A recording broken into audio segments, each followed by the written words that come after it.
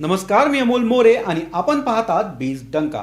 देशाच्या अर्थव्यवस्थेवर प्रभाव टाकणाऱ्या मोठ्या घडामोडी, उद्योग विश्वातील महत्त्वाचे निर्णय, शेअर बाजारातील हालचाली, सोनं आणि चांदी यांचे बदलते दर, जागतिक ऊर्जा बाजारातील उलथापालथ आणि सामान्य माणसाच्या खिशावर परिणाम करणाऱ्या प्रत्येक महत्त्वाच्या बातमीचे सखोल विश्लेषण घेऊन आम्ही पुन्हा एकदा तुमच्या भेटीला आलो आहोत. आजच्या विशेष बुलेटिनमध्ये आपण जाणून घेणार आहोत भारत जपानमधील ऐतिहासिक आर्थिक भागीदारीचा नवा अध्याय. तब्बल 35,000 कोटी रुपयांच्या मारुती सुझुकी प्रकल्पामुळे देशाच्या उत्पादन क्षेत्राला मिळणारी नवी दिशा, रशियाने पहिल्यांदाच भारताकडून पेट्रोल खरेदी करण्यामागचं मोठं कारण, EPFOच्या नव्या नियमामुळे नोकरदारांच्या हातात वाढणारा पगार, सोनं आणि चांदी यांच्या दरातील नव्या घडामोडी आणि अमेरिका इराण यांच्या चर्चेचा परिणाम कच्च्या तेलापासून ते भारतीय शेअर बाजारापर्यंत कसा पोहोचला याचा सविस्तर आढावा. चला तर सुरुवात करूया आजच्या सर्वात मोठ्या आणि सर्वाधिक चर्चेत असलेल्या घडामोडीपासून. भारत आणि जपान यांच्यातील संबंध गेल्या काही दशकात सातत्याने अधिक मजबूत होत आहेत. सुरुवातीला आर्थिक सहकार्यापुरते मर्यादित असलेले हे संबंध आता संरक्षण, तंत्रज्ञान, पायाभूत सुविधा, पुरवठा साखळी, ऊर्जा, सेमीकंडक्टर आणि इंडो पॅसिफिक सुरक्षेपर्यंत विस्तारले आहेत. बदलत्या जागतिक राजकारणात भारत आणि जपान हे एकमेकांचे विश्वासार्ह भागीदार म्हणून उदयास येत आहे. याच पार्श्वभूमीवर जपानच्या पंतप्रधान सानाई ताकाईची या 3 दिवसाच्या भारत दौऱ्यावर आल्या असून या दौऱ्याकडे संपूर्ण जगाचं लक्ष लागलं आहे. कारण हा दौरा केवळ राजनैतिक शिष्टाचारापुरता मर्यादित नसून पुढील अनेक दशकांसाठी भारत आणि जपान आर्थिक भागीदारीचा रोडमॅप ठरवणारा मानला जातो. दिल्लीत पंतप्रधान नरेंद्र मोदी आणि सानाय ताकाईची यांच्यात 16वी भारत जपान वार्षिक शिखर परिषद पार पडली. या बैठकीत दोन्ही देशांमधील व्यापार, गुंतवणूक, अत्याधुनिक तंत्रज्ञान, सेमीकंडक्टर उत्पादन, कृत्रिम बुद्धिमत्ता, क्वांटम कॅम्प्युटिंग, संरक्षण, समुद्र सुरक्षा, हरित ऊर्जा आणि उत्पादन क्षेत्र अशा अनेक विषयावर विस्तृत चर्चा झाली. विशेष म्हणजे या दौऱ्यात जपानमधील 50 पेक्षा अधिक आघाडीच्या उद्योग समूहाचे प्रमुख आणि वरिष्ठ अधिकारी सहभागी होते. टोयोटा, सुझुकी, हिताची, मित्सुबिशी, सोनी, पॅनासॉनिक, तोशिबा यासारख्या मोठ्या कंपन्यांचे प्रतिनिधी भारतातील गुंतवणुकीच्या नव्या संधीचा अभ्यास करत आहेत. यावरून एक गोष्ट स्पष्ट होते की जपानी उद्योग विश्व भारताला केवळ मोठी बाजारपेठ म्हणून पाहत नाही, तर भविष्यातील जागतिक उत्पादन केंद्र म्हणून देखील भारताकडे पाहत आहेत. यामागे अनेक कारणं आहेत. भारताची वाढती अर्थव्यवस्था, मोठी ग्राहक बाजारपेठ, तरुण मनुष्यबळ, उत्पादन क्षेत्रासाठी सरकारकडून मिळणारे प्रोत्साहन, मेक इन इंडिया आणि प्रोडक्शन लिंक इन्सेंटिव्ह म्हणजेच PLI योजना, तसेच चीनवरील अवलंबित्व कमी करण्याची जागतिक कंपन्यांची रणनीती, या सर्व घटकांमुळे भारत गुंतवणुकीसाठी अधिक आकर्षक देश बनत चालला आहे. गेल्या काही वर्षात जागतिक पुरवठा साखळीत मोठे बदल झाले. कोविड महामारी, त्यानंतरचे भूराजकीय तणाव आणि अमेरिका चीन व्यापार संघर्षामुळे अनेक बहुराष्ट्र कंपन्यांनी उत्पादनासाठी पर्यायी देशांचा शोध सुरू केला. त्यामध्ये भारत हा सर्वात मोठा पर्याय म्हणून समोर आला आहे. याचाच परिणाम म्हणजे जपानी कंपन्या आता भारतात उत्पादन वाढवण्यावर भर देत आहेत.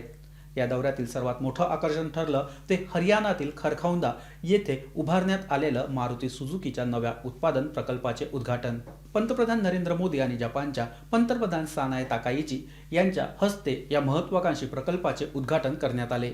सुमारे 35,000 कोटी रुपयांच्या गुंतवणुकीत उभारलेला हा प्रकल्प भारताच्या वाहन उद्योगाला एका मोठ्या ऐतिहासिक पातळीवर नेणार आहे. या कारखान्याचे वैशिष्ट्य म्हणजे अत्याधुनिक ऑटोमेशन, रोबोटिक्स, डिजिटल उत्पादन, कृत्रिम बुद्धिमत्तेवर आधारित गुणवत्ता नियंत्रण आणि पर्यावरणपूरक उत्पादन प्रक्रिया. पूर्ण क्षमतेने कार्यान्वित झाल्यानंतर या प्रकल्पातून दरवर्षी तब्बल 10 लाख वाहनांचे उत्पादन होणार आहे. एवढ्या मोठ्या प्रमाणात उत्पादन झाल्यास भारतातील वाहन उद्योगाची क्षमता लक्षणीयरित्या वाढणार असून निर्यातीमध्ये देखील मोठी भर पडेल.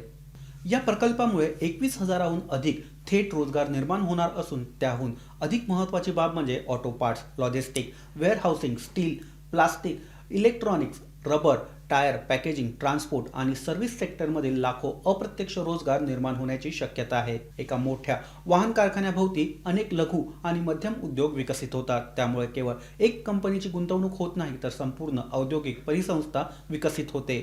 हरियाणा, पंजाब, राजस्थान, उत्तर प्रदेश आणि दिल्ली परिसरातील अनेक लघु उद्योजकांना या प्रकल्पाचा थेट फायदा होणार आहे. मारुती सुझुकी ही कंपनी भारतीय वाहन बाजारपेठेतील सर्वात मोठा खेळाडू आहे. गेली अनेक दशकं भारतीय ग्राहकांचा विश्वास या कंपनीने कायम ठेवला. आता इलेक्ट्रिक वाहनांच्या वाढत्या मागणीचा विचार करून भविष्यात या नव्या प्रकल्पात इलेक्ट्रिक कार आणि हायब्रिड वाहनांचे उत्पादन वाढवले जाण्याची शक्यता आहे. यामुळे भारत जागतिक इलेक्ट्रिक वाहन उत्पादन साखळीत अधिक महत्त्वाची भूमिका बजावू शकतो. सरकारचा मेक इन इंडिया उपक्रम लक्षात घेता तो किती वेगाने पुढे जात आहे याचे हे उत्तम उदाहरण मानले जाते. भारतात उत्पादन वाढल्यामुळे आयातीवरील अवलंबित्व कमी होईल, निर्यात वाढेल, परकीय चलनाची कमाई वाढेल आणि देशाच्या GDP मध्ये देखील वाहन उद्योगाचे योगदान यामुळे मजबूत होणार आहे. याचबरोबर राज्य सरकारांना देखील कर महसूल वाढवण्याचा मोठा फायदा ठिकाणी मिळणार आहे. भारतीय अर्थव्यवस्थेचा विचार केला तर उत्पादन क्षेत्राचा GDP मधील वाटा वाढवणे हे सरकारचे प्रमुख उद्दिष्ट आहे. विकसित भारताच्या दिशेने वाटचाल करताना उत्पादन क्षेत्र मजबूत करणे अत्यंत आवश्यक मानले जाते. त्यामुळे अशा प्रकारच्या मोठ्या गुंतवणुकीकडे केवळ उद्योग प्रकल्प म्हणून न पाहता देशाच्या आर्थिक विकासातील दीर्घकालीन गुंतवणूक प्रकल्प म्हणून पाहिले जात आहे. याच शिखर परिषदेत आणखी एक अत्यंत महत्त्वाचा विषय चर्चेत आला आणि तो म्हणजे सेमीकंडक्टर. आजच्या डिजिटल युगात सेमीकंडक्टर म्हणजे आधुनिक अर्थव्यवस्थेचा कणा मानला जातो. मोबाईल फोन, संगणक, इलेक्ट्रिक वाहने, वैद्यकीय उपकरणे, उपग्रह संरक्षण प्रणाली, कृत्रिम बुद्धिमत्ता, डेटा सेंटर आणि जवळपास प्रत्येक आधुनिक इलेक्ट्रॉनिक उपकरणासाठी चिप्स आवश्यक असतात. मात्र जगातील बहुतांश चिप उत्पादन काही मोजक्या देशांमध्ये केंद्रित असल्याने जागतिक पुरवठा साखळीवर अनेकदा परिणाम होतो. कोविड काळात याच संकटाचा अनुभव संपूर्ण जगाने घेतला. भारत आणि जपान आता या क्षेत्रात दीर्घकालीन भागीदारी करण्याच्या तयारीत आहे. दोन्ही देशांनी सेमीकंडक्टर उत्पादन, संशोधन, डिझाईन, कौशल्य विकास आणि पुरवठा साखळी अधिक मजबूत करण्यासाठी सहकार्य वाढवण्याचा निर्णय घेतला आहे. विशेष म्हणजे ईशान्य भारतासह देशातील विविध भागांमध्ये उभारल्या जाणाऱ्या सेमीकंडक्टर प्रकल्पामध्ये जपानी कंपन्यांची मोठी गुंतवणूक होण्याची शक्यता व्यक्त केली जाते. यामुळे भारताला केवळ चिप्स आयात करणारा देश म्हणून न पाहता जागतिक चिप उत्पादन साखळीतील एक महत्त्वाचा खेळाडू बनण्याची संधी आहे. आणि भारत जपान ही भागीदारीतील ही सर्वात मोठी ताकद मानली जाते की दोन्ही देश आजवर एकमेकांच्या गरजांवर काम करत नाहीत, तर पुढील अनेक दशकांचा विचार करून भविष्यातील उद्योग व्यवस्था उभी करण्याच्या दिशेने हे दोन्ही देश काम करत आहेत. आता भारत आणि जपान सहकार्याचा आणखी एक महत्त्वाचा पैलू पाहूया. परिणाम त्याचा थेट जागतिक ऊर्जा व्यापारावर आणि भारताच्या अर्थव्यवस्थेवर होताना दिसत आहे. कारण अनेक दशकापासून जगातील ऊर्जा समीकरणात अग्रस्थानी असलेल्या रशियाने आता पहिल्यांदाच भारताकडून तयार पेट्रोल आयात करण्याचा ऐतिहासिक निर्णय घेतला आहे. गेल्या अनेक दशकापासून रशिया हा जगातील सर्वात मोठ्या कच्च्या तेल उत्पादक आणि निर्यातदार देशांपैकी एक मानला जात होता. भारतासह अनेक देशांनी वर्षानुवर्ष रशियाकडून कच्चे तेल खरेदी केले, पण आता इतिहासात पहिल्यांदाच अशी वेळ आली आहे. पहिल्या दृष्टिक्षेपात ही बातमी सामान्य वाटू शकते, पण या एका निर्णयामागे युद्ध, जागतिक निर्बंध, ऊर्जा सुरक्षितता, पुरवठा साखळी आणि बदलते आंतरराष्ट्रीय राजकारण अशी अनेक मोठी कारणे दडलेली आहेत. युक्रेन युद्ध सुरू झाल्यानंतर रशियाच्या ऊर्जा क्षेत्रावर मोठा दबाव हा निर्माण झाला. पाश्चात्य देशांनी आर्थिक निर्बंध लादले, अनेक कंपन्यांनी रशियातून माघार घेतली आणि त्यातच युक्रेनकडून रशियातील तेल शुद्धीकरण प्रकल्पावर सातत्याने ड्रोन हल्ले करण्याचा निर्णय घेण्यात आला. यामुळे रिफायनरीचे उत्पादन तात्पुरते बंद पडले आणि मोठ्या प्रमाणात हानी झाली. रशिया हा कच्च्या तेलाचा उत्पादक देश असला तरी पेट्रोल तयार करण्यासाठी सक्षम रिफायनरी व्यवस्था अखंड सुरू ठेवणे हे त्यांच्यासाठी आवश्यक होते. जेव्हा उत्पादनात अडथळे निर्माण झाले तेव्हा देशांतर्गत मागणी पूर्ण करण्यासाठी पर्यायी स्रोत शोधण्यासाठी वेळ ही रशियावर आली. याच ठिकाणी भारताची भूमिका अत्यंत महत्त्वाची ठरली. भारतातील रिफायनऱ्या आज जगातील सर्वात आधुनिक आणि कार्यक्षम रिफायनऱ्या म्हणून गणल्या जातात. गुजरातमधील जामनगरसारखा प्रकल्प तर जगातील सर्वात मोठ्या रिफायनिंग कॉम्प्लेक्सपैकी एक आहे. अत्याधुनिक तंत्रज्ञान, मोठी क्षमता आणि जागतिक दर्जाची प्रक्रिया यामुळे भारत मोठ्या प्रमाणात कच्चे तेल शुद्ध करून विविध पेट्रोलियम उत्पादने तयार करतो. याच क्षमतेमुळे भारत आज केवळ स्वतःच्या गरजा भागवत नाही, तर जगातील अनेक देशांना पेट्रोल, डिझेल, एव्हिएशन फ्युएल आणि इतर पेट्रोलियम उत्पादने निर्यात करतो. आता रशियाला देखील भारतातून तयार पेट्रोल घेणे अधिक सोयीचे आणि आर्थिकदृष्ट्या फायदेशीर ठरत आहे. माहितीनुसार भारतातून किमान 60,000 मेट्रिक टन गॅसोलीन समुद्री मार्गाने रशियाला पाठवण्यात आले आहे. 2 मोठ्या तेलवाहू जहाजांपैकी प्रत्येकीवर 30 ते 40,000 टन पेट्रोलची निर्यात करण्यात आली आहे.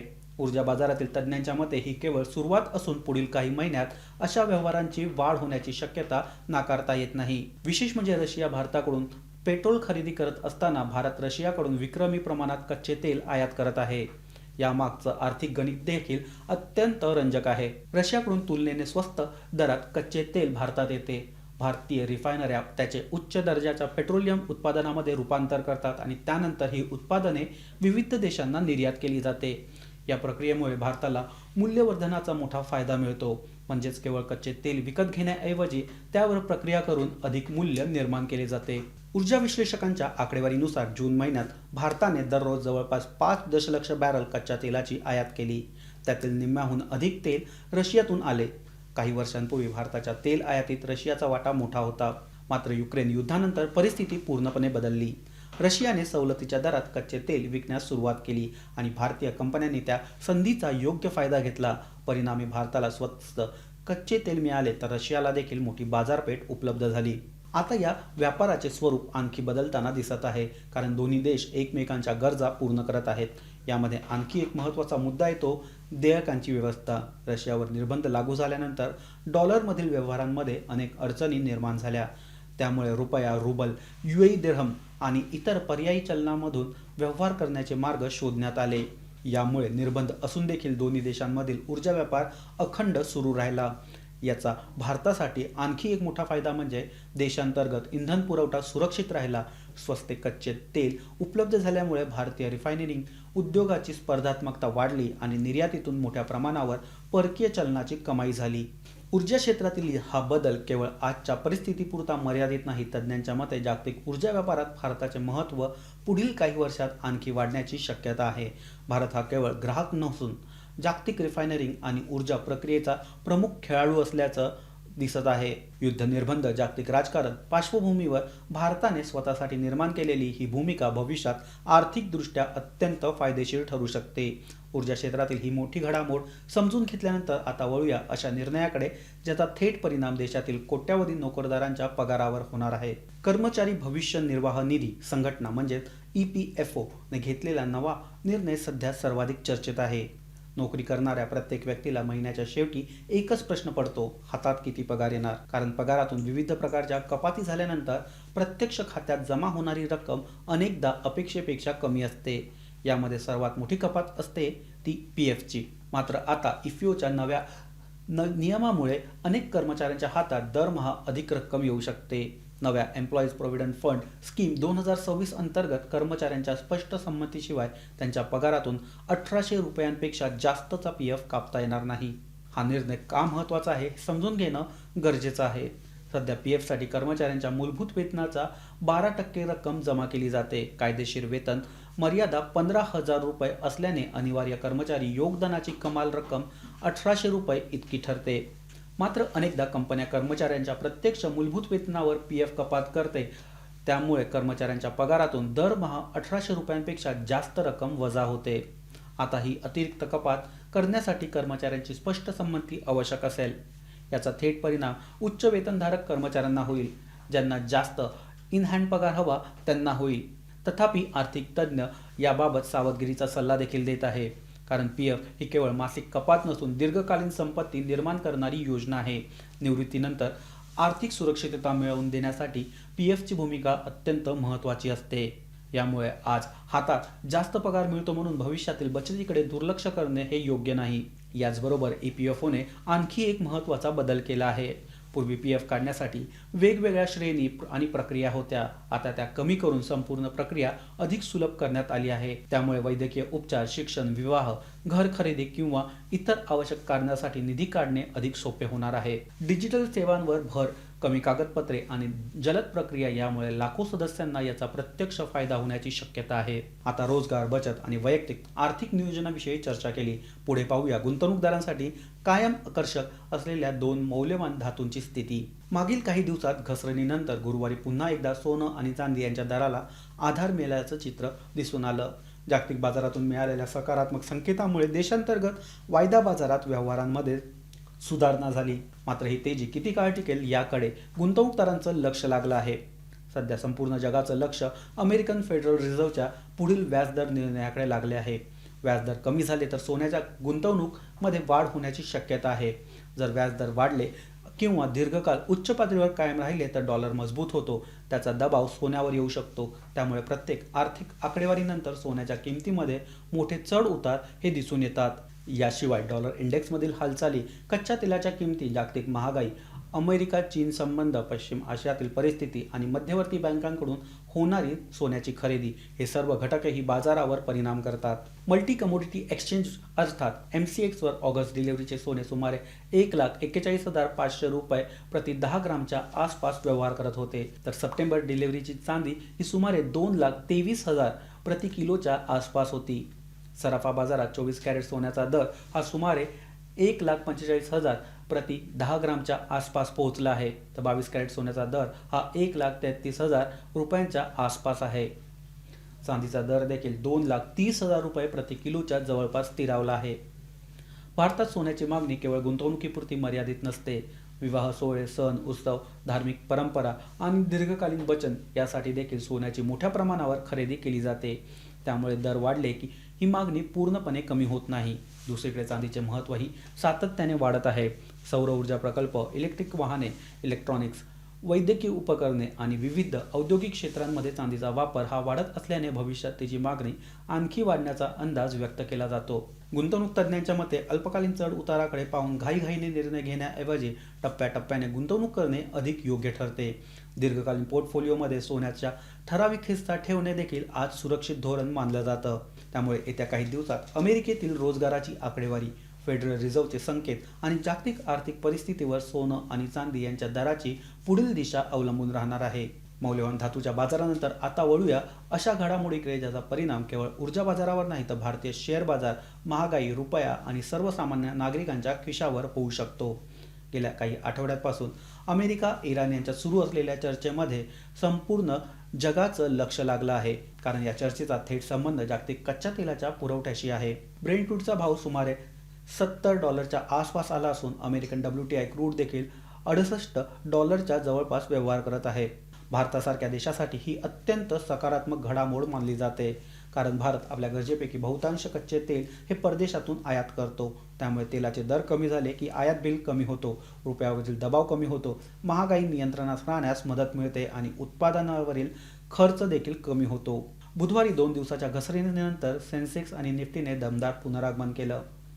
त्यानंतर गुरुवारी देखील बाजार तेजीत उघडल्याने चांगले संकेत मिळाले.